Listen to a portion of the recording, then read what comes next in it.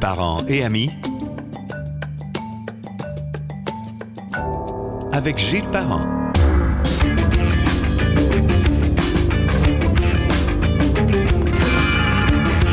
Bienvenue sur Parents et amis, le podcast qui vous en offre toujours plus. Bon, prétention, comme ça, tant qu'on va vouloir le faire. Bonjour Christian Martel, comment ça va? Ah, ça va super bien. On disait avant de commencer le podcast, Christian, que malgré tout ce qu'on voudrait dire de d'autres collaborateurs, collaboratrices qui ont travaillé avec moi à la radio, c'est toi le plus vieux. Pas que t'es vieux en âge, mais... Ça monte pareil. Écoute, ça fait monte pareil. 30 ans qu'on se parle ensemble. Au moins. C'est ça qu'on disait tantôt, là, avant de rentrer en ondes. Là, quand on a traversé du zoo à la jungle, donc on est arrivé à Chic à l'époque, c'est Énergie. C'est là, moi, que j'ai commencé la première fois avec toi, au vin nouveau. Dans le temps que ça marchait. Là, tu sais, mais c'était tout un... Tu sais, c'était quelque chose de gros, là. C'était quelque chose, là. Qu'est-ce qui a fait ça a tombé de même, vite? Je pense qu'à un moment donné, là, tu sais, les gens connaissent plus ça. Les gens connaissent plus ça. Puis à un moment donné, payer 15-20$ pour des vins plus légers comme ça, il y a mieux acheter d'autres choses. Mais tu sais, il y a des modes là-dedans. Ça a été une mode. Ça a c'est vrai que c'était super longtemps. C'est un événement aussi. Oui, c'était un gros événement. Il y avait toutes les confréries vineuses. Il y avait des parades en ville, à la Place Royale, où je travaillais là dans le temps. Là. Écoute, ça faisait la queue jusqu'à l'église, là, au froid, là, tu sais, au mois de novembre, il fait pas toujours beau. Des gens qui attendaient que ça ouvre, c'est ça? Attendaient que ça ouvre, effectivement. Puis on avait peut-être, là, un 150 caisses dans le temps de ça. Donc, là. c'était rare, d'une certaine façon. C'était rare. On limitait 6 bouteilles par personne. Ah non. Quand tu penses à ça aujourd'hui, les petits Beaujolais nouveaux... Aujourd'hui, on en reçoit peut-être 5 caisses, là, puis il en reste aux fêtes. Là, ça te donne une idée. Les gens sont plus connaisseurs, plus amateurs. C'est ça. Ils sont passés à autre chose. C'est une mode. Oui, c'est une mode. Et regarde, comme là, les rosés, c'est la grosse mode. Il y en a plein de rosés. C'est une explosion de l'offre? Une explosion, effectivement. Puis la demande est là. Mais dans le temps du vin nouveau, là, moi, quand j'ai commencé dans le vin, il y avait tout de 4-5 produits listés dans les vins rosés. Aujourd'hui, en été, on savait quoi, 150, 200, peut-être plus même.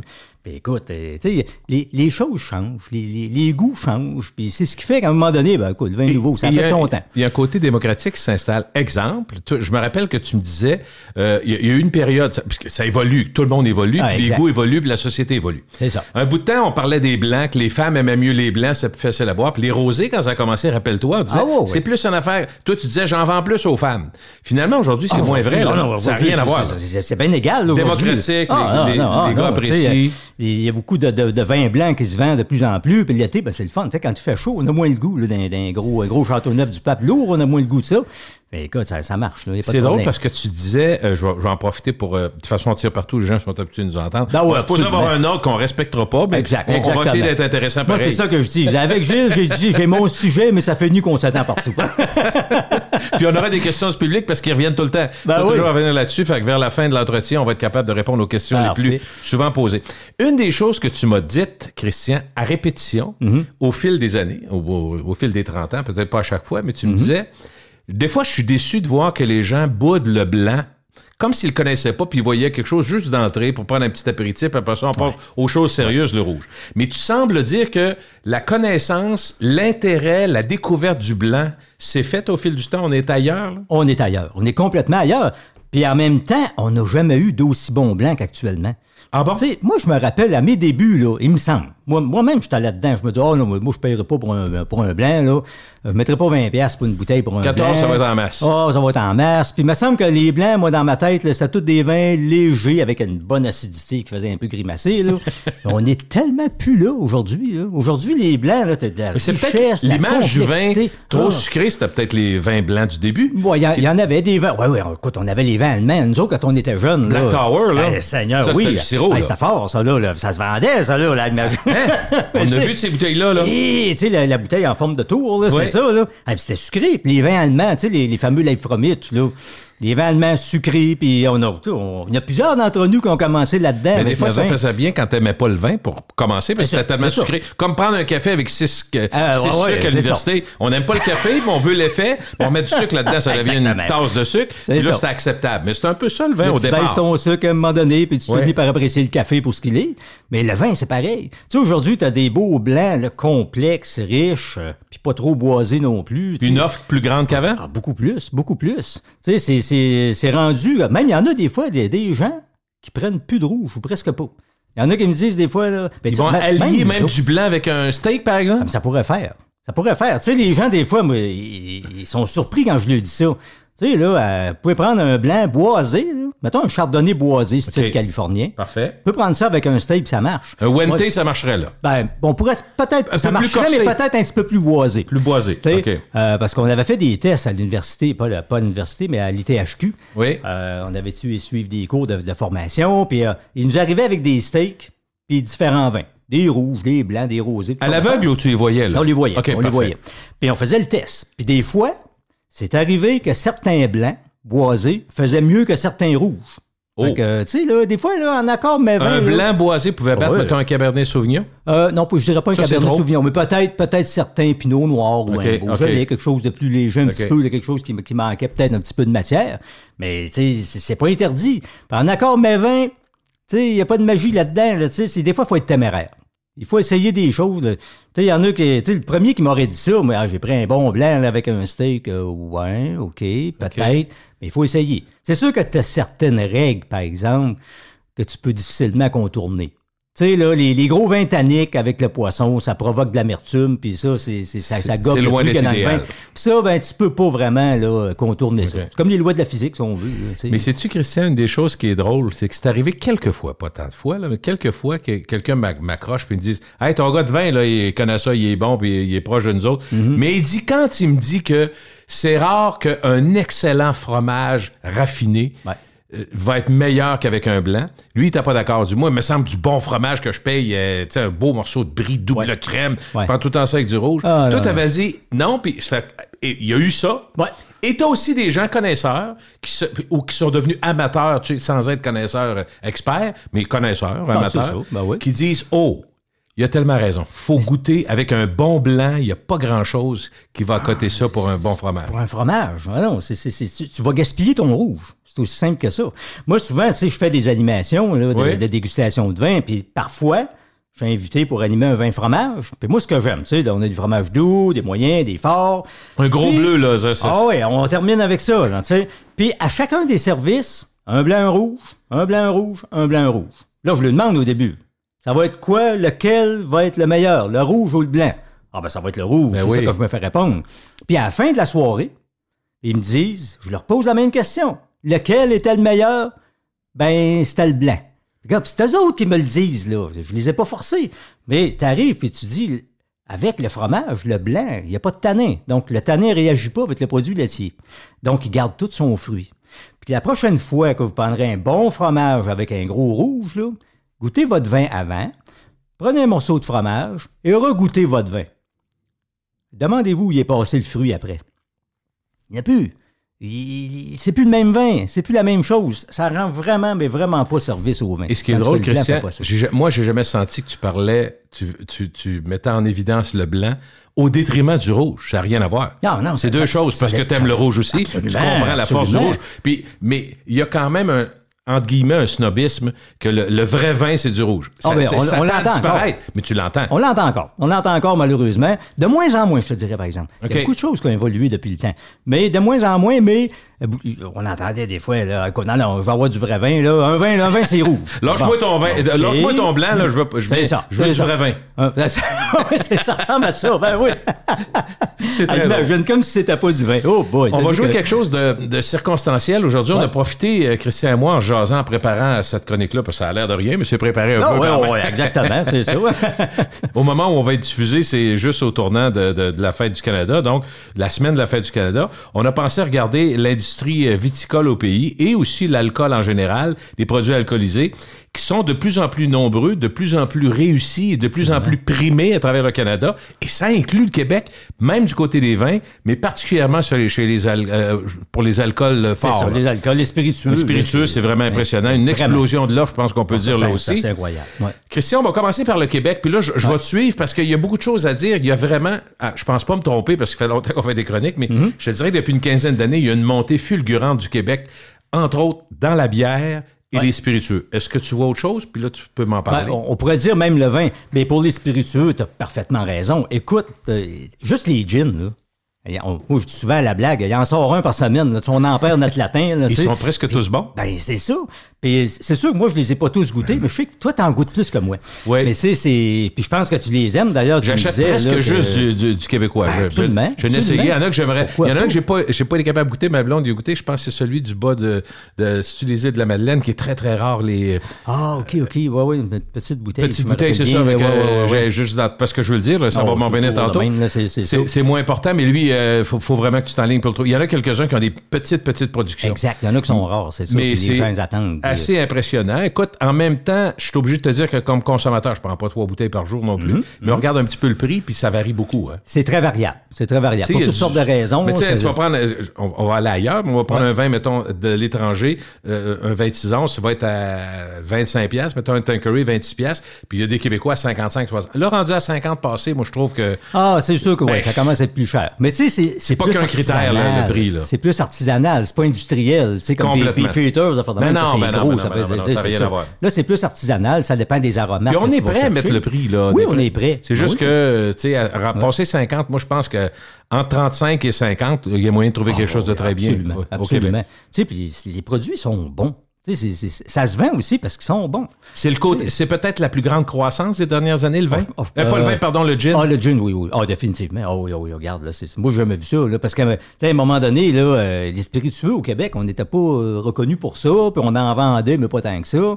On a-tu commencé avec la vodka au Québec avant le gin à faire C'est arrivé, je te dirais, pas mal en même temps. Okay. C'est ça. Tu sais, on fait des super de bonnes vodka, puis le gin, là, ça a été... il y a eu l'Angava en premier, là, puis là, après ça, il y en a d'autres qui sont arrivés, puis ça a fait boule de neige, cette affaire-là.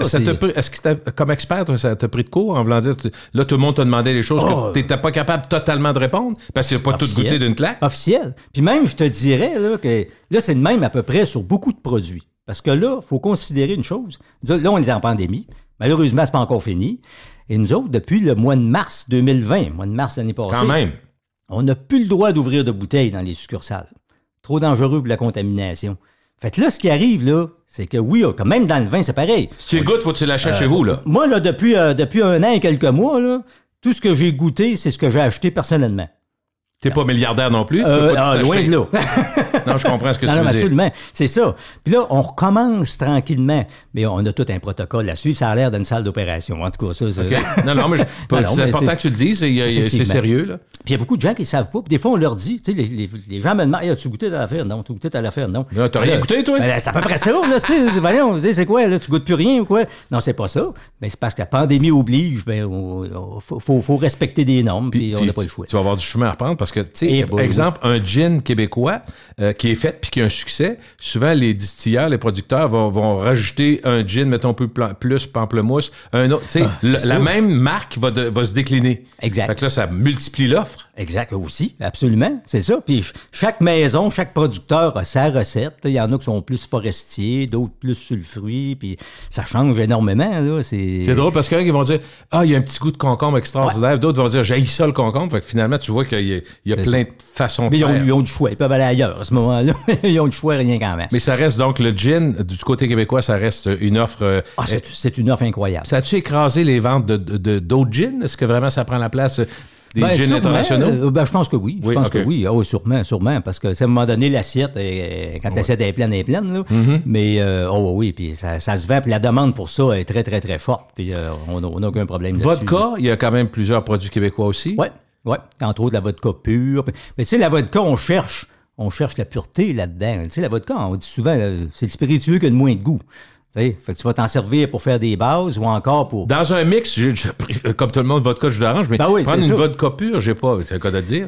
Il y en a peut-être qui le prennent. Il y a certaines vodkas qui sont aromatisées. Okay. Mais c'est sûr que ça n'a pas autant de goût qu'un gin. Parce qu'un gin, c'est aromatisé. On m'a dit tantôt, on met toutes sortes de choses dedans pour lui donner du goût. Tandis que la vodka, ce qu'on cherche, c'est le contraire. On cherche la pureté.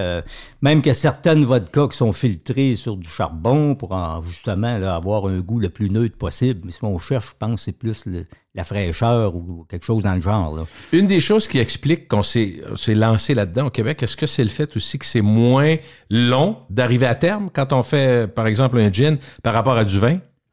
Moins long, peut-être. Je sais pas. Je ne saurais pas dire. Je ne saurais pas dire jusqu'à quel point c'est moins long, parce que c'est quand même, oui, ça demande beaucoup d'attention. Sauf que, par rapport, mettons, à des whiskies, il y a beaucoup de producteurs de gin qui se sont lancés dans le gin parce qu'ils voulaient faire du whisky. OK, puis là, ils se sont rendus compte que c'était plus simple. Ben par rapport au oui, whisky. parce que ce qui arrive, c'est que le whisky, il y a une réglementation.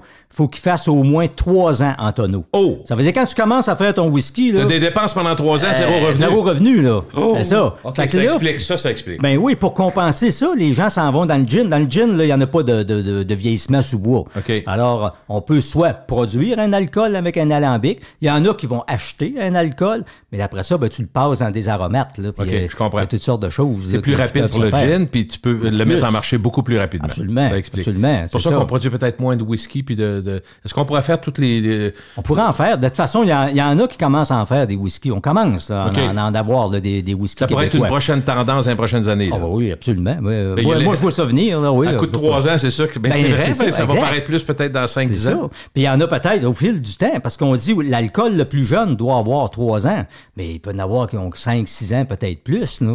Donc, il va y avoir des qualités là-dedans qui vont sortir au fil du temps, au fil des années. Ça, moi, je vois ça venir officiellement. L'autre explosion qui est un peu plus ancienne, faut se comprendre, là, qui date de peut-être 15-20 ans ou 30 ans, c'est les bières. Mais les bières, il y a eu une accélération aussi là, dans la production. Là. Il y en a de l'offre. Là. Puis tu sais, là, les microbrasseries québécoises, là, on va dire qu'on n'a rien à envier à ce qui se fait un peu partout en Europe. Là. Ah, il y a des fichues bonnes bières. Là. Tu sais, on a-tu évolué depuis le temps? C'est fou, là? complètement on n'est fou. plus dans Molson dans 50, là. On est loin de là. Là. Puis même que les plus jeunes, moi je regarde ça, les plus jeunes sont presque tous sur des microbrasseries. Oui. Tu sais, les grosses bières, les bières commerciales comme on prenait quand on était jeunes, nous autres, dans le temps du cégep, là, c'est La caisse de Black Label, là, ah ouais, c'est ça. Ça pogne peut-être un petit peu moins, mais c'est ça. Ça Non, mais va, il nous ça va ramène la encore. Laurentide. Eh, J'ai mon vu ça, Dieu. la SAQ. Ben oui, on vend ça. Quand j'ai vu ça arriver, Eh oui, 6 bouteilles de Laurentide. Ah oui, Voyons donc. on vend ça, la SAQ de la Laurentide. Eh, mon Dieu. Ça faisait quelques années qu'on n'avait plus, là. Mais c'est ça nous ramène à notre jeune temps. Puis la bière, moi, j'ai de la misère un petit peu avec tout ce qui s'appelle les types de bière IPA. Puis de tout. Ouais. Ça, je suis pas là-dedans encore. Là. Moi, pour moi, c'est plus simple de demander une rousse ou une blanche. Ben, c'est ça. Non, mais Ben évidemment, oui. si je m'y intéressais plus, je sais qu'il y en a qui vont essayer des bières qui sont plus acides. Tu sais, t'as les lagers qui sont des bières souvent un peu plus légères. Les T'as Pilsner. les ale, Les qui sont ale. des bières plus bourratives, plus de goût, si tu veux. Là. Puis comme tu dis, il y a toutes les rousses, les noires, les stouts. C'est un monde. C'est comme le vin, ça finit plus. Là. Tu sais, la bière, là, c'est quelque chose. Mais il y a vraiment un public là-dessus aussi. Il y a beaucoup Aussi, hein? Encore là, beaucoup de jeunes. Beaucoup de demandes là-dessus? Beaucoup de demandes. Beaucoup de jeunes qui sont sur la bière. Puis ça aussi, ça a explosé le marché. Tu sais, il y en a, nous, on en vend à la SAQ, mais il y en a aussi dans plein d'épiceries. Il y a même des dépanneurs là, qui sont spécialisés là-dedans. Ah, ben absolument. Écoute, garde pas loin d'où je travaille. Ça prend une semaine de congé pour trouver sa bière, par exemple? À peu près, c'est ça. Il faut que tu marches les épaules serrées pour rien accrocher. Ah non, C'est impressionnant. Là. Vraiment. Parlons un petit peu du vin québécois, parce que je me rappelle de l'été passé, il y a à peu près un an, quand Luc Lescarbot et toi, vous êtes venus faire une émission, vous aviez expliqué qu'il y a eu un changement fondamental dans la façon de faire la production du raisin qui a aidé à la propulsion de la qualité du vin québécois. C'est-à-dire qu'au lieu de laisser les arbustes, les petits arbustes passer l'hiver sans être protégés, puis qui prennent bien du temps à redonner l'été suivant, on les protège, ce qui fait qu'on peut plus rapidement lancer et avoir une plus longue période, si j'ai bien compris vos explications. Ce qui arrive, c'est ça. C'est un peu ça l'affaire. C'est... écoute, tu sais, le bourgeon. Tu prends le printemps, il y a des bourgeons dans les arbres. La vigne, c'est un arbre, il y a des bourgeons. Alors, ce bourgeon-là contient tout, là, à l'automne, quand il se forme, il contient toute l'énergie, là, pour l'été suivant. Okay. Alors, si, par exemple, nos fameux hivers québécois, il fait très, très froid, si tu tues le bourgeon primaire qu'on appelle, il va en avoir un autre qui va sortir. Mais ça, c'est le bourgeon secondaire. Mais qui, lui, va donner à peu près 50% de l'énergie initiale. Oh, alors, okay. Tu vas avoir des raisins puis du vin à 50% aussi de la qualité initiale. Puis là, on s'est rendu compte de ça au fil du temps. Fait que c'est pour ça que dans certains vignobles, entre autres, j'avais été visiter le domaine Saint-Jacques. Là. En Estrie, ça? Eux autres sont en Montérégie. Montérégie, oui, c'est ça. Pas loin de Saint-Jean-sur-le-Richelieu. Et voilà. Et puis, température plus douce qu'ici quand même. Oui, parce que c'est le coin le plus chaud du Québec, en fait. Un microclimat plus agréable. Puis on se rappelle le Verglas dans le temps. Là, c'est ça, c'est le coin le plus chaud du Québec. Puis eux autres, à chaque automne, ils abritent toutes les vignes avec de la géotextile.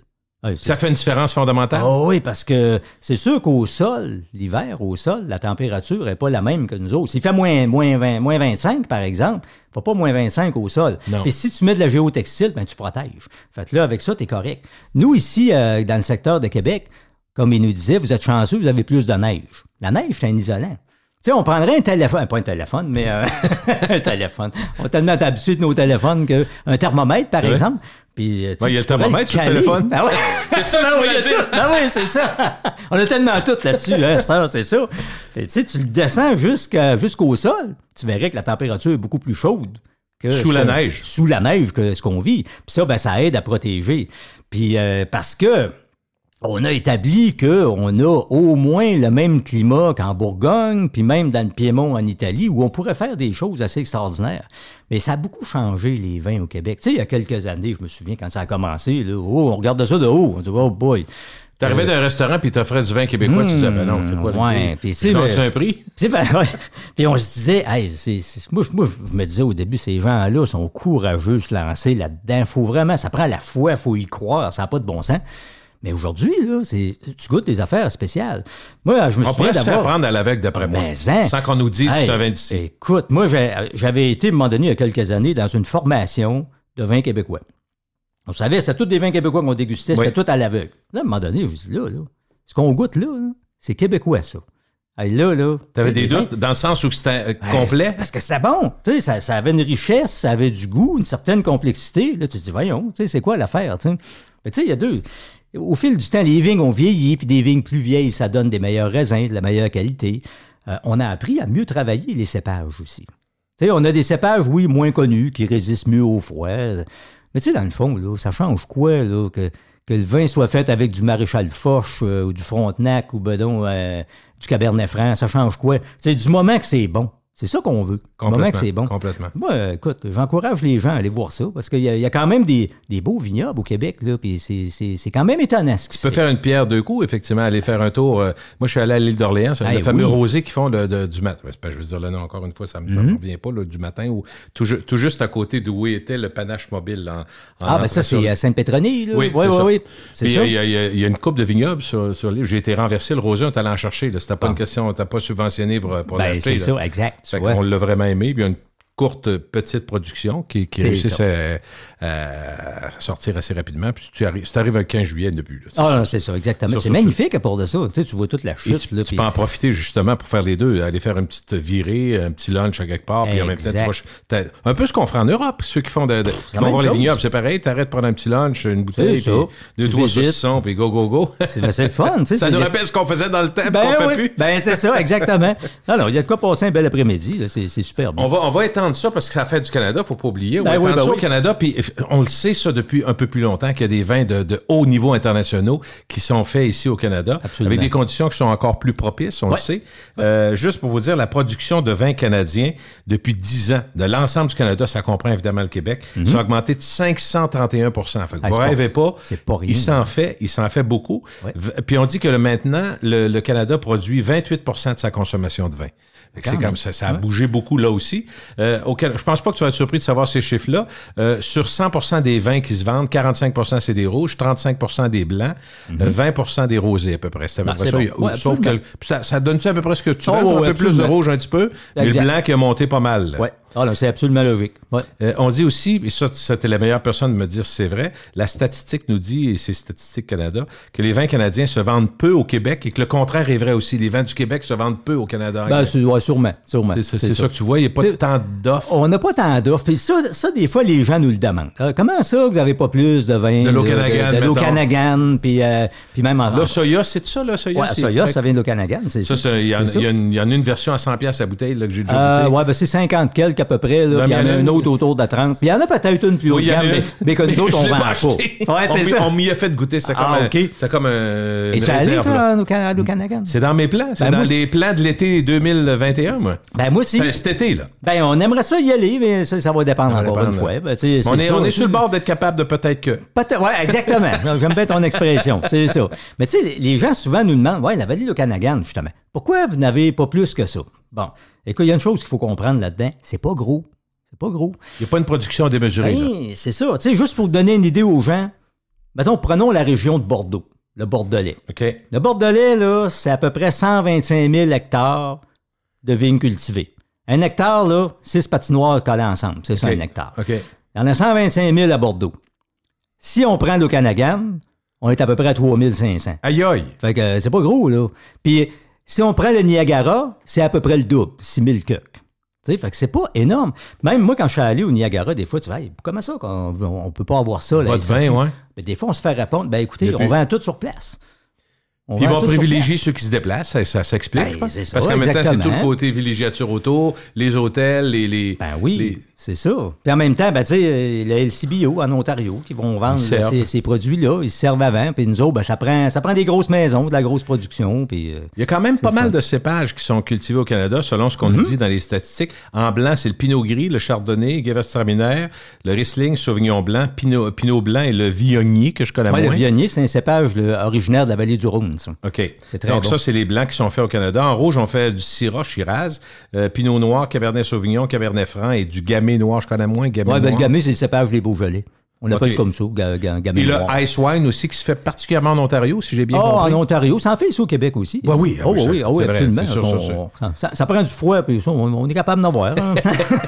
On n'a pas de problème avec ça. Pour moi, c'est une évidence, mais j'ai oublié effectivement le Ice Wine au Québec, qui est réputé d'ailleurs. Très réputé.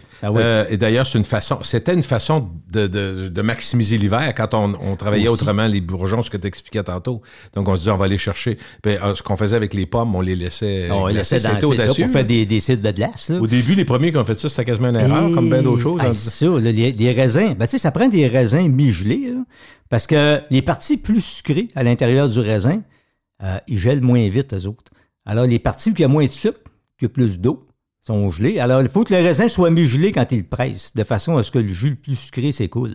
Mais c'est tellement sucré. Là, à un moment donné, même les levures n'arrivent pas à toucher en alcool. On ne l'a pas évoqué encore, mais là, j'ai touché un petit peu en parlant de ça, le Ice Wine, le Ice, comment ça s'appelle, c'est pas ce que je veux dire, le cidre. Parce que le cidre, c'en est un autre qui est en train de se démocratiser, parce qu'on développe le cidre. Juste ceux qui ont écouté un chef à la cabane, ils ont leur propre cidrerie, ils font ça local, mais ils sont en train de se rendre compte qu'on peut développer, on peut ouvrir, on peut aller chercher beaucoup de nouveaux produits à partir d'un même, en le laissant plus longtemps, en le laissant mûrir plus longtemps, en laissant les pommes. Probablement qu'on va voir des cidres qui vont devenir de plus en plus intéressants. Oui, puis c'est déjà le cas. Puis il y a de la mise en marché aussi qui a changé beaucoup. On fait des cidres maintenant qu'on appelle dans des formats prêts à boire. C'est des canettes, des petites canettes. Ça marche-tu, ça? Ça marche beaucoup. Ça marche beaucoup. Même on est loin du Grand Sec d'Orléans, là. Eh, Seigneur, ça, là, ouais. Là, on trahit notre âge. Oui, là, on fait 60 ans, 50 ans. Oui, on fait 60 ans. Parce que le Grand Sec d'Orléans, il annonçait beaucoup. C'est un autre tasse de sucre encore, ça aussi. C'est ça. Puis ça a nuit à la réputation du cidre, parce que le monde a associé à ça. Là, même on parlait des vins ontariens tantôt. Là, les vins Saint-Georges et tout ça, ça venait de l'Ontario. Là. Il a fallu qu'ils se battent contre cette image-là. Mais là, maintenant c'est correct. T'avais hâte d'être chaud pour trouver ça bon. C'est ça. C'était bon, c'était pas cher. Je vais te poser une question, mais je pense que tu n'auras pas de misère. Et, on dit qu'il y a 5 principales régions productrices de vin au Canada. On en a parlé un peu tantôt. Le numéro 1, c'est en termes peut-être de qualité, je ne sais pas, parce que en termes de qualité, quantité. Superficie, me dit Niagara, la péninsule du Niagara. Donc, les 2 premières, c'est Vallée de l'Okanagan, péninsule du Niagara. Il y a aussi le... Moi, je pensais que il y a le Prince Edward County aussi qui... C'est en Ontario, ça? Ça, c'est en Ontario aussi, mais c'est avant le Niagara. Ça serait entre Ottawa et Toronto. OK. C'est allé dans ce coin-là, toi? Ben, je suis passé, mais je suis pas arrêté. C'est parce qu'il fallait que j'aille au Niagara. Puis quand même, aller au Niagara, faut que tu comptes 12 heures d'auto. Avec les arrêts et tout ça, là, c'est une douzaine d'heures. Mais il y en a tellement de gens qui m'en ont parlé. T'as-tu aimé visiter la péninsule du Niagara? Oui, j'ai aimé ça. Je suis allé 2 fois. Écoute, je suis allé une première fois en 2000. Puis, moi, je connaissais moins ces vins-là, puis j'avais été énormément surpris de la qualité des vins qu'il y avait là, déjà en 2000. On est retourné en 2016. Oh! Je suis tombé à renverse. Ça a poussé comme des champignons. Tu veux dire, les terrains se sont développés? Beaucoup plus de maisons. C'est assez incroyable. OK, le développement au complet, là. Et ça s'est développé beaucoup, beaucoup. Il y a des maisons qui font de la très, très grande qualité. C'est quand même assez impressionnant, là. Tu sais, la maison Taos, entre autres, là, qui est une des plus belles à visiter là-bas. Taos, entre autres, je sais pas si tu as vu, ils ont sorti un vin Guy Lafleur. Ah, c'est eux autres, ça? C'est eux autres. J'ai vu le vin, mais je ne savais pas. Oui, c'est Taos qui fait ça au Niagara, justement. Puis ils sont souvent choisis la Winery of the Year. Là. C'est vraiment quelque mérité, chose. C'est très mérité. Si on va par là, il faut passer là. Comme on dit, il faut y aller. L'Ontario, donc, il y a 3 des 5 régions principales. Il y a Prince-Édouard, tu en as parlé, Niagara et le Lac Erie Nord. où il y a des... Ça, j'avoue, je connais moins, parce que c'est des produits qu'on n'a pas vraiment ici. Là. On n'aura pas autant. Okay. Ben, c'est ça. Puis il y a la Nouvelle-Écosse, numéro 5, la vallée Annapolis. Ça, c'est surprenant. On a un mousseux de temps en temps, là, attends un petit peu, la maison, il faut juste que je la retrouve, là, c'est... En tout cas, ça va me revenir tantôt, moi aussi, là, c'est ça, là, faites-vous-en pas, mesdames et messieurs, c'est notre âge qui nous trahit. Ne dérangez pas vos cartes. Ne dérangez pas vos cartes, c'est ça.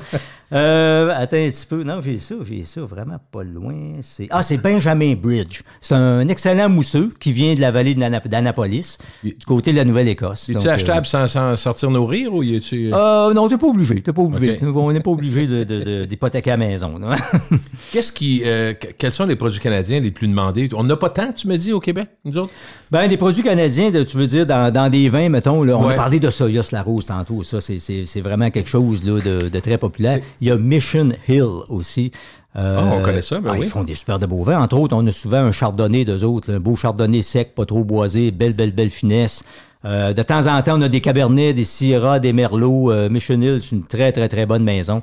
Il y a Quailsgate aussi, qui est une très bonne maison du côté là, du côté de Okanagan toujours, où on a parfois même du Gewürztraminer, donc des vins quand même assez Gewürztraminer. Moi, je pense tout le temps aux mets asiatiques avec ça, c'est merveilleux. Ça va ensemble. Mais c'est drôle, parce que le Gewürztraminer, même d'Alsace, c'est loin d'être tout le monde qui aime ça. Hein.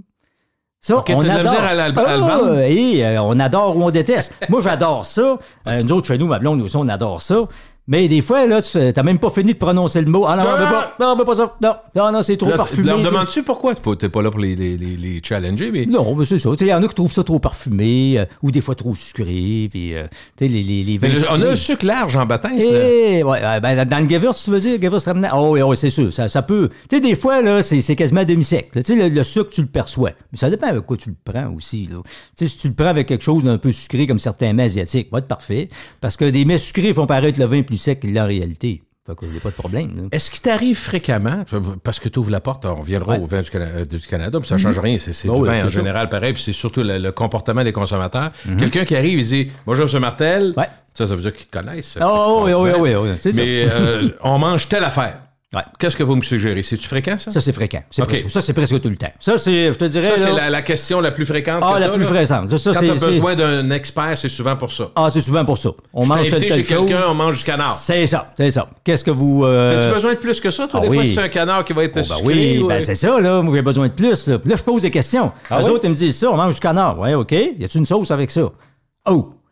Oui, ben. T'as peu, je vais appeler. Ouais, c'est ça. Y en a-tu qui font ça? Il y en a qui le font. Mais il y en a des fois qui me disent, ben là, je ne sais pas, c'est pas moi qui le fais. Fait que là, c'est ça. Des fois, Sylvie, c'est-tu une sauce? Quelle sorte de sauce, t'enquêtes là? Il y en a des fois qui disent, hey, la sauce, c'est quoi? Là? Bon, c'est ça, tu sais. Champignons. Oups, peut-être c'est d'autres choses. Sauce aux champignons, OK. Champignons avec des pinots noirs, ça va super bien. Tu sais, il y a certaines associations comme ça là, qui vont bien.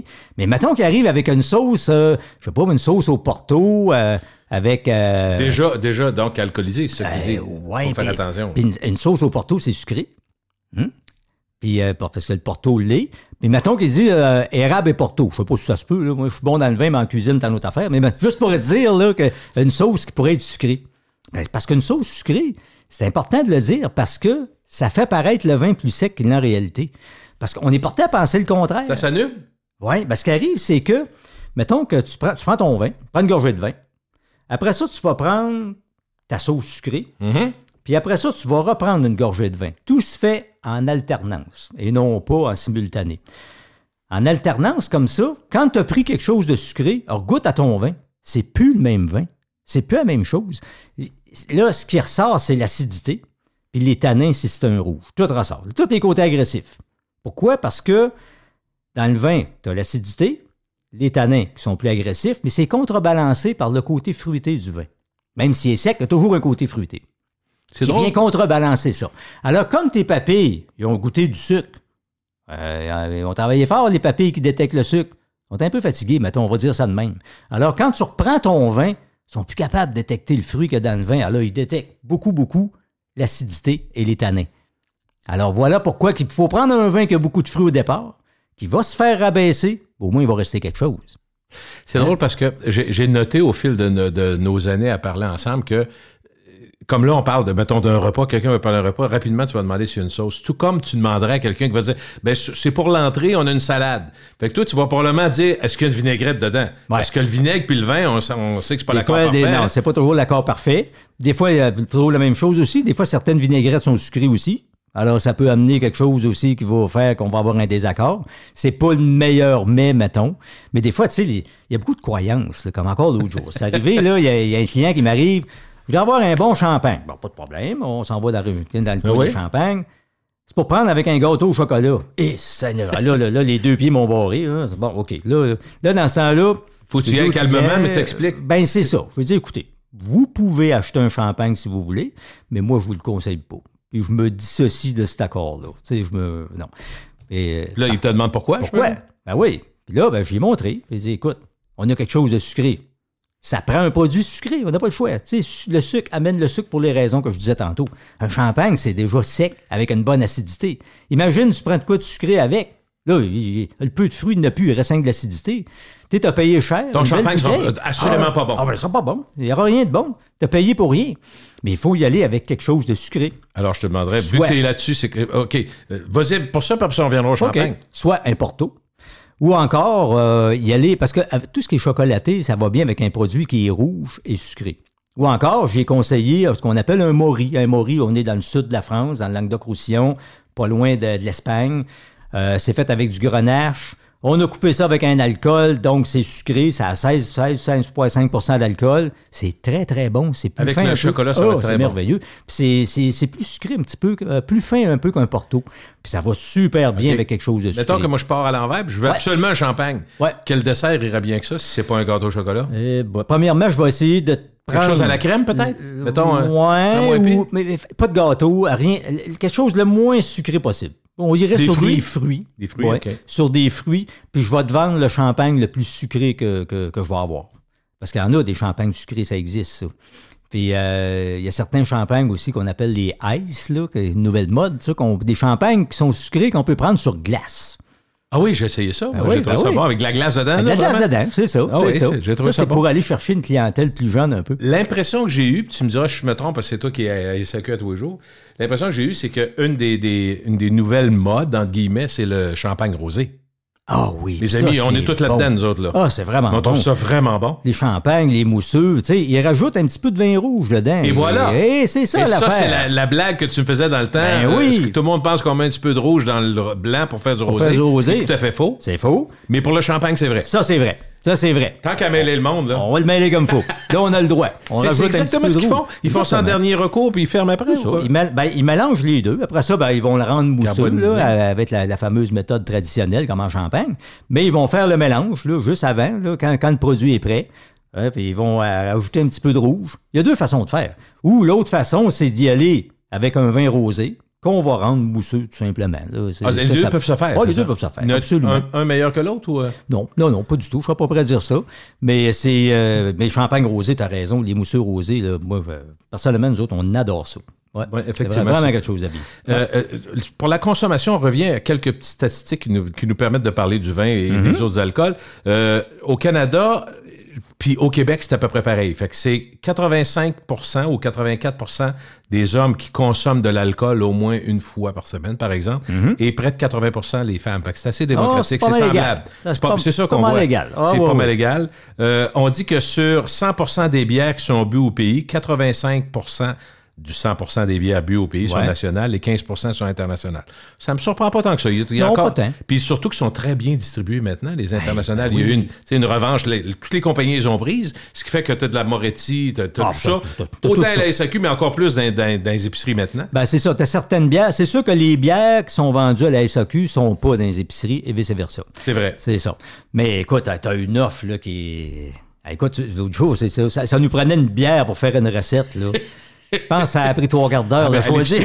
Non, sincèrement, là, à l'épicerie, ça n'a aucun sens. C'est effrayant. Il y en a, tu regardes ça. Là, tu regardes la marque, tu dis, là, moi, je me suis fait prendre. J'ai dit, bon, j'ai acheté la Boréal, parfait, je suis c'était bon. Mais j'avais pris la Boréal sans alcool. Puis si on redit avec la sans alcool, c'est une autre chose dont on parle peu, mais il y en a des produits sans alcool. Il y en a. Il y a même des gins sans alcool. Puis ça a l'air qu'ils sont pas si mal. Est-ce que tu entends ça, toi? J'y ai pas goûté encore, mais l'autre jour, j'ai rencontré une des productrices de ces gins-là. Là, je me demandais, mais vous faites comment vous faites pour faire un gin? Vous enlevez toujours bien pas l'alcool, il y en a 40 %.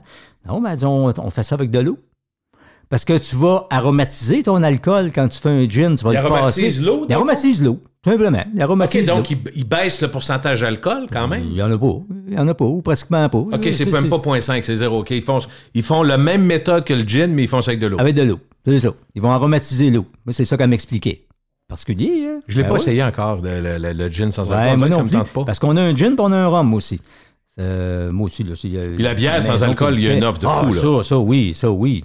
Ça s'explique, c'est pas juste une question de ne pas prendre un verre. Oui, il y a ça, quand tu veux conduire, exemple. Des fois, tu n'as pas le goût de prendre d'alcool, tu vas pas avoir mal à la tête. Ben, c'est ça. Ou pour les calories aussi. Aussi. Une bière sans alcool à 40 calories, l'autre est à 125, 130, puis si t'en prends une 500 ml, t'es rendu à 225. À chaque fois que t'en prends. Fait que c'est ça, ça peut être ça.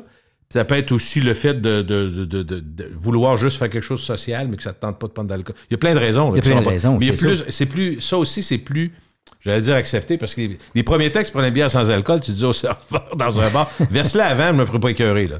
Parce que t'avais une 0,5 dans la main, ça va être le party à soir, tu prends de la 0,5 à 8h15. Tu vas te faire mais ça change. Les mentalités changent. Ben oui. Passe pas pour un fou si tu bois pas trop. Pas du tout. Au contraire. C'est ça, c'est un signe de brillance, d'intelligence, c'est ça. Justement, là-dessus, là, en février, il y en a plusieurs qui font le mois sans alcool. Oui. Puis moi, je me disais, cette année, ça ne marchera pas bien, parce que là, écoute, avec tous les plaisirs dont on est privé, février sans alcool, je pense pas que ça va pogner. Ça a été plus fort que jamais. Je te dis, là, j'ai eu de la misère à comprendre ça. Mais peut-être que les mois d'avant, on avait un peu exagéré. Ça se peut-tu que tes 8-9 mois, on en prend en 1900? Oui, parce que je peux dire que nous autres, les ventes ont augmenté. Oui, les ventes ont augmenté beaucoup. Tu le voyais à tous les jours, tous les semaines? Écoute, tu sais, parce que souvent, là, t'arrivais, mettons, des mardis, mercredis, c'était plus bon là un peu, t'as le temps de faire tes commandes, tes affaires. Mais là, c'est vendredi. C'est vendredi tous les jours. Tu sais, c'était faux. Ça a-tu baissé un peu ou c'est encore fort, là? C'est encore fort. Okay. Mais surtout pendant le confinement, puis pendant que les restaurants étaient fermés aussi. Là. Nous, on vendait beaucoup plus de vin pendant ce temps-là. Tu sais, les gens prenaient plus là, de nourriture à la maison, où ils prenaient des mets pour apporter, des choses comme ça, mais avec le vin que tu as chez vous. As-tu eu l'impression des fois, ou des gens qui t'ont dit, vu qu'on va plus au restaurant, on va se gâter, as-tu un petit vin, une petite coche en haut de ça? Oui, c'est arrivé. C'est ça, hein? Maintenant, tu es habitué à un vin à 22, as-tu quelque chose à 28-30 dans la même famille? Là? C'est ça. Tu sais, il y en a qui disaient, regarde, au restaurant, on paye 40-50. On peut bien se gâter un peu. On va prendre un vin plus haut de gamme, 35-40. Ah oui, ça, j'ai vu ça. Est-ce que les compagnies, par exemple, je sais pas, moi, je cherche, parce que je vais en dire un, là, mettons, la grosse compagnie espagnole là, qui est très connue, voyons. Parles-tu de Torres? Torres, mettons Torres, OK? Ouais. Puis il y a un type de vin. Est-ce que souvent, quelqu'un qui le prend, mettons, à l'entrée de gamme, là, à 14, t'es capable, toi, d'amener quelqu'un de 14, mettons, à 25, de 25 à 35, de 35 à 45, avec à peu près le même produit, mais plus vieilli. Tu comprends ma question? Oui. Parce que des fois, tu as le goût de dire, regarde, moi, je suis habitué, mettons, avec un Barolo, mais là, j'en voudrais... ça, c'est facile, parce que Barolo, jusqu'à 1000$, tu peux y aller. Il n'y a pas de limite par en haut. C'est ça, comme la Maronne, dans le fond, c'est des vins qui peuvent... Mais je parle plus dans des vins plus communs, entre guillemets. Bien, souvent, tu vas avoir des gens qui vont prendre des vins autour là, d'une quinzaine de dollars. Okay. C'est correct, il y a quand même des vins bien corrects là-dedans. Mais là, de temps en temps, t'es un petit peu plus cher, mais je vais me laisser tenter. Mais là, tu viens de changer de catégorie. Là. C'est dur de faire marche arrière. Il va revenir, il va être à 22 après aussi. Hein? Oui, c'est dur de faire marche arrière. C'est ça, tu sais. Puis après ça, même chose, tu vas monter. Tu sais, souvent, on le dit souvent, là, tu sais, oui, il y en a qui disent, le vin, c'est pas une question de prix. Ouais, sauf qu'on a souvent pour le prix qu'on paye. Moi c'est ce que je dis. Mais c'est ça, c'est pas facile de revenir en arrière. C'est pour ça que, mettons des vins à 50 $, j'aime mieux pas trop m'habituer à en prendre. Ça risque, tu risques d'aimer ça, hein? Ben là, c'est ça le problème. Une fois de temps en temps, ça va, mais à un moment donné, il faut revenir les pieds sur terre aussi. Les deux dernières stats avant d'arriver aux questions du public, en vrac ou de façon séparée, comme vous voulez. Ben oui. La bière, la boisson la plus consommée dans 10 territoires canadiens, sauf au Québec et en Colombie-Britannique. C'est le vin qui est plus fort. Donc, Colombie-Britannique et Québec, c'est le vin en premier, la bière en deuxième, mais ailleurs, c'est la bière en termes de nombre de consommation. Mais c'est pas surprenant, ça, parce que, écoute, on a beaucoup évolué au niveau du vin au Québec. Hein, même, on a été longtemps, puis probablement encore aujourd'hui, la province où il y a le plus de consommateurs de vin. On s'intéresse à ça beaucoup. Oui. Puis on le disait entre amis, on a skippé tout ce qui s'appelle digestif, puis on reste dans le vin. Exact. Mettons, on commence avec un rosé, des fois, un petit blanc. C'est un long souper avec des amis. Là, c'est ça. Qui s'étire, mettons, de 4 heures de l'après-midi jusqu'à 10 heures le soir. Tu vas prendre un rouge, puis après ça, tu vas avoir un petit rouge un peu plus... Tu sais, tu vas continuer dans le rouge au lieu d'aller dans... On est moins dans le digestif pas mal. Il y a eu une période où on était là-dedans. Ah oui, les grands marniers, tout ça. Puis on est tous pognés avec des bouteilles qu'on a depuis 25 ans. Eh mon Dieu! Ça, c'est impressionnant. J'en ai encore, je pense, chez nous. Là, ça ramasse la poussière, on va dire. Mon beau-père en a chez eux, il m'a montré les affaires. Il dit ça longtemps que je ta mère, j'avais acheté ça. Ça fait pas mal 20 ans qu'il n'est plus là. Okay. Ça te donne une idée. Il n'est pas tout seul de même. Là. Il n'est pas tout seul. Toi, tu avais fait freaker le monde à un moment donné en disant ceux qui ont. Il me semble que c'est toi qui as dit ça. Là, ceux qui ont du Baileys. Mon Dieu, qui gardent ça dans la dépense, mettez ça au vidange. C'est fini. Ça, c'est dangereux. Hein? C'est vraiment. Il y a de la crème là-dedans. Tu sais, un coup ouvert, là, faut que tu mettes ça au frigo. Ça, je me souviens encore quand on a parlé de ça. Je m'en suis fait parler. Ah, malade, toi, j'ai une Baileys, j'ai payé ça 40$, je m'ai tiré ça au vidange. Je dis, oui. Ça fait 15 ans que t'as là. Ça vient tout sec, ça vient motonneux. Ah non, oublie ça. Ah non, mais faut le garder au frigo. Au frigo, ça se garde bien. Il y a une seule province, un seul territoire au Canada où le vin blanc est plus fort que le vin rouge, c'est l'île du Prince-Édouard. Fouille-moi, comme disait exactement. Fouille-moi, je ne sais pas. J'ai pas de réponse mais à ça. Partout, c'est le vin rouge. Ça, c'est pas une grande surprise. Bon, es-tu prêt pour les questions? Ça, c'est pas Puis il y en a quelques-unes, t'as déjà entendu. Ah, sûrement, peut-être. Bon, le fameux degré de sucre. Ça, c'est peut-être la question la plus demandée. C'est une folie, quasiment? Ça c'est une donnée, moi, je trouve, qui est mal comprise. Tu sais, là, depuis à peu près, 4-5 ans, sur les affichettes de vin, sur les tablettes de la SAQ, c'est marqué le degré de sucre par litre. C'est quoi, ça, ce sucre-là? C'est le sucre résiduel. Bon, le sucre résiduel, c'est quoi? Tu sais, on dit qu'un vin sec, tout le sucre est transformé en alcool. Ça, c'est théorique. Mais dans la vraie vie, il y a toujours une petite quantité qui ne l'est pas. Bon, qui reste dans le vin. Et c'est ça qu'on écrit sur les étiquettes. C'est des données par litre. Moi, je dis souvent aux gens, écoutez, il n'y en a pas tant que ça de sucre là-dedans. On prend un exemple facile. Il y a des gens qui m'arrivent, moi, qui me disent, moi, là, ça me prend un vin, 2 et moins. Ils veulent pas savoir quelle sorte de vin. 2 et moins. 2 et moins. 2 grammes par litre, c'est ça? 2 grammes par litre. Pas beaucoup, là. 2 grammes. Tu sais, là, pour se donner une échelle, là, un sachet de sucre, une cuillère à thé, c'est 4 grammes. OK? 2 grammes par litre dans toute la bouteille de vin. C'est quand même peu, là. Puis c'est pas un litre, la bouteille, là. Hein? La bouteille n'est pas un litre non plus, là. La bouteille a 3/4 de litre. Mettons qu'on prend un exemple facile. Mettons que c'est 4 grammes par litre. La bouteille, en réalité, dans la bouteille, il y en a 3. On s'entend là-dessus parce que c'est 3/4 de litre, une bouteille. Et si vous la partagez, vous êtes rendu à 1,5. Mettons, tu la prends à 2, la bouteille. Oui, la moitié. Rendu à 1,5.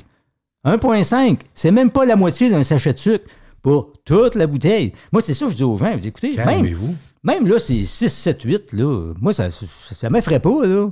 Parce que tu vas gober, mettons, 6 grammes de sucre si tu prends toute la bouteille à toi tout seul.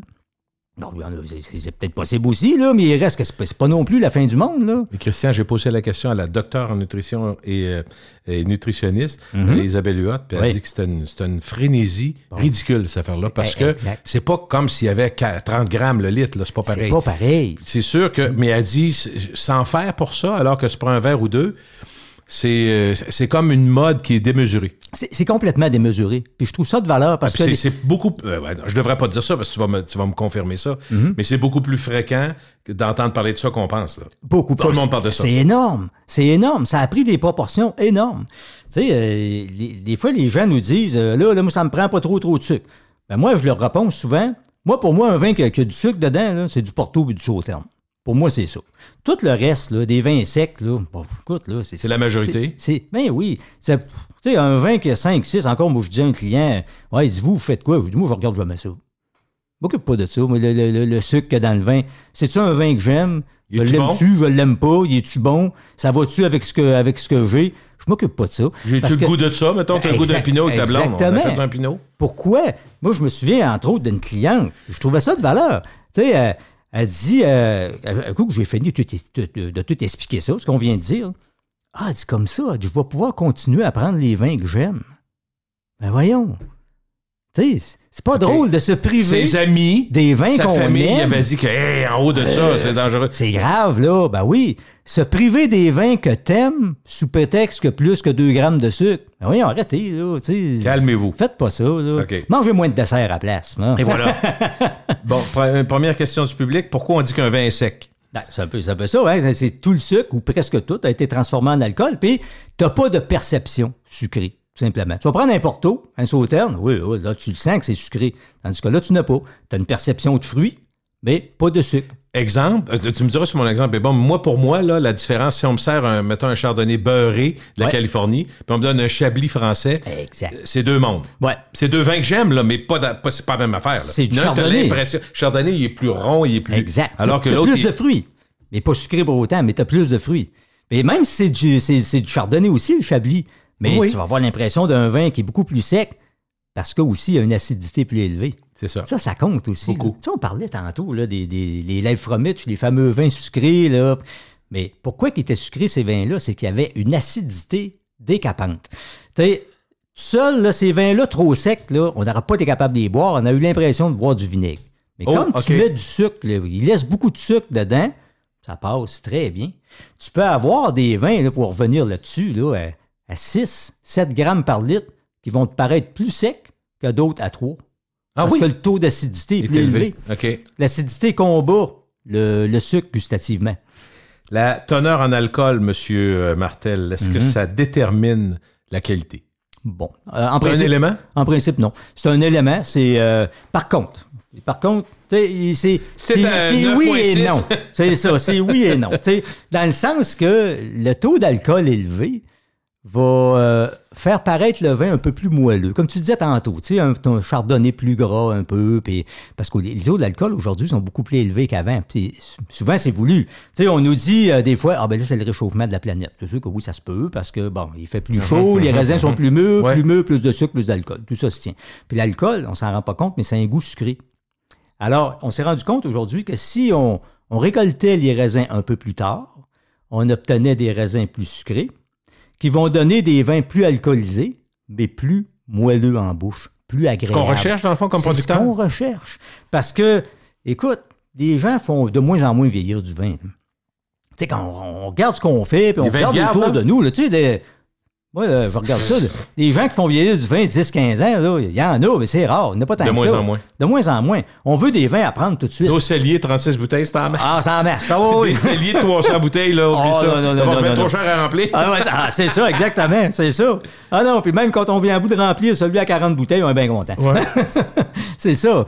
Tu sais, c'est pour ça que les taux d'alcool élevés aujourd'hui donne gustativement souvent des meilleurs vins. 750 millilitres d'une bouteille de vin, il y a combien d'eau là-dedans, en pourcentage? Ah, c'est à peu près 80-85 %. Oui, parce que tu sais, qui aurait 13-15 % d'alcool, puis le restant, ben, c'est tous les aromates, là, tout ce qui fait que le vin va goûter quelque chose. Quelqu'un nous demande pourquoi il y a tant de différence. C'est sûr que c'est une question probablement pas si facile à répondre. Là. Pourquoi il y a tant de différence entre les prix de différents vins? Essentiellement, qu'est-ce qui fait qu'on passe de 12$ à 900? Ben écoute, tu sais, tout de suite en partant, il y a... c'est sûr que l'offre et la demande jouent tout le temps là-dedans. Parfait. Et puis il y a aussi la fabrication. Tu sais, il y a des vins, des fois, qui vont passer 1 an et demi dans des tonneaux.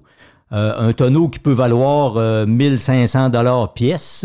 Je pense pas qu'un vin de 10 $ a passé un an et demi là-dedans. Ça va le faire, ça va l'améliorer? Ça va l'améliorer. Ça amène une certaine oxydation, ça amène un goût boisé aussi, ça amène une complexité. Donc, c'est pas du tout pareil. Là. Ça veut dire que ton vin, pas bougé, là. Il bouge pas. Là. Pendant ce temps-là, tu le vends pas. Là. Il est là, puis il fait rien. Là. Fait que c'est pas le même prix non plus. Là. Puis c'est pas les mêmes manipulations non plus. Est-ce que les terrains rares aux petits font une différence aussi? Tu sais, tu nous disais, il y a des régions, là, ils pourraient en faire plus, mais ils peuvent pas, parce que c'est juste là. Exactement. Le terrain est correct. C'est juste là.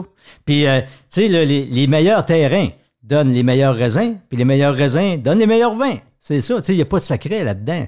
Tu sais, souvent, tu vas aller en coteau, par exemple, à flanc de montagne. Souvent, tu as les meilleurs raisins qui sont là. Le terrain peut-être un plus petit, ça se peut, mais deuxièmement, mieux drainé, parce qu'on est en pente, et aussi mieux ensoleillé, parce qu'on est en pente aussi. Et par contre, aller le chercher, c'est plus compliqué, t'es d'accord? C'est plus compliqué. Donc, tu peux pas aller là avec un tracteur. Tandis que dans la plaine, ben, ça pousse en masse, mais ça donne un vin de moins grande qualité, plus léger un peu. C'est pas du tout pareil. C'est ça. Par exemple, je me souviens quand on est allé à Soave, par exemple. Soave, c'est des blancs italiens. Il y a des Soave, là, le meilleur côtoie le pire. Ceux de plaine, là, des fois, là, sont pas très chers, eux autres. Là, ça n'a pas beaucoup de goût. Mais dans la montagne, là, qui montent comme dans la face d'un bœuf, comme on peut dire, là, sont beaucoup plus chers et ça goûte. Moi, je serais pas capable de répondre à ça. Pourtant, ça fait 30 ans qu'on fait des chroniques. Mais comment ça se fait qu'un vin peut devenir un vin de garde alors que d'autres... Il va dire non, ça, c'est à boire, faut que tu boives ça. Il y a quelqu'un qui nous dit, je comprends pas. Qu'est-ce qui fait que lui va devenir un garde, l'autre ne deviendra pas? C'est la matière première au départ. C'est un peu ce qu'on disait tantôt. Les meilleurs terroirs donnent les meilleurs raisins qui vont donner les meilleurs vins. Donc, tout part de là. Si tu n'as pas cette qualité supérieure-là, c'est impossible. Tu vas faire vieillir et tu n'auras pas d'avantage. Non, au contraire. Au contraire, tu vas dépérir. Il va dépérir. Tu sais, l'histoire de dire que le vin s'améliore en vieillissant, là, c'est pas vrai dans le fond. Ça fait bien. C'est ça, c'est pas vrai dans le fond. Tu sais, la grande majorité des vins sont prêts à boire dès qu'ils sont mis sur le marché. C'est correct comme ça pour la raison qu'on disait tantôt aussi. On n'en fait pas vieillir de vin. Sauf qu'un vin de garde, premièrement, tu le vois avec le prix aussi. Là. Tu vas le payer. Puis en plus, ben, tu sais, souvent, il est très intense. Ça prend de la puissance. Ça goûte beaucoup, beaucoup, beaucoup. Puis en même temps, ben, tu sais, ça va avoir tous les tanins, l'acidité. On dirait que c'est pas tout ça n'est pas amalgamé, c'est pas formé. Là. Mais avec le temps, ça va se faire. Mais encore là, certains vins, ça peut prendre 10 ans avant d'atteindre son apogée. D'autres 5 ans, d'autres 2 ans. D'autres 40 ans, ça peut être encore bon. Et comme tu nous disais, c'est une loterie aussi, parce que tu peux attendre 55 ans, ouvrir la bouteille et bouchonner. Les risques sont quasiment plus élevés, parce que ça fait 55 ans qu'il est là. Ben, pas pour le bouchon, parce que bouchonner, il l'était au départ. Ça, c'est le bouchon qui est en trouble. Il l'était au départ. Ah, il devient pas bouchon. Il devient pas. Il l'est ou il l'est pas. Mais il peut être passé date, par exemple. À un moment donné, là, le vin s'améliore, il atteint un plateau, puis après ça, il dépérit. Et si tu as trop attendu, à un moment donné, là, non, t'auras même pas envie de le boire. Ton vin est rendu brun, là, c'est pas agréable. Puis à part de ça, des vieux vins, il faut faire attention. C'est pas tout le monde qui aime ça. C'est pas parce que c'est vieux. Moi, souvent, quand on entend le vin en vieillissant s'améliore, moi, j'aime mieux dire le vin devient différent en vieillissant. Parce qu'il perd son fruit, c'est remplacé par autre chose. Oui, ça gagne en souplesse, mais c'est quelque chose de très différent. Est-ce qu'il faut ouvrir une bouteille à l'avance? Moi non, pas du tout, parce que ça donne rien. On disait ça dans le temps parce que c'est mieux pour l'oxydation, pour l'aérer. De toute façon, l'aération, tu sais ce que j'en pense, on en a parlé souvent.